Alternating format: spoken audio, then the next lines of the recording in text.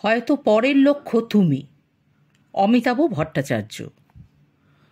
ওই নৃশংসতার লক্ষ্য শুধু একটি মানুষের দেহ ছিল না, ওই নৃশংসতার লক্ষ্য ছিল শিক্ষা, ওই নৃশংসতার লক্ষ্য ছিল সংস্কৃতি, ওই নৃশংসতার লক্ষ্য ছিল নারী, অর্জিত শিক্ষায় শিক্ষিত আগুয়ার নারী।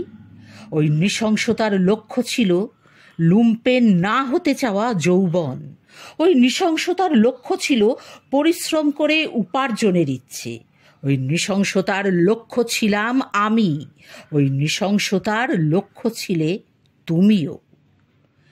গত এক যুগ ধরে শাসক তিলে তিলে বহু যত্নে লালন পালন করেছে ওই নৃশংসতা।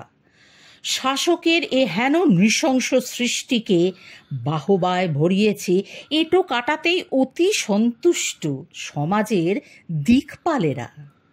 তাই মনে রাখা ভালো, ওই নৃশংসতার লক্ষ্য শুধু একটি মানুষের দেহ ছিল না, ওই নৃশংসতার লক্ষ্য আসলে আমি, ওই নৃশংসতার লক্ষ্য আসলে তুমিও।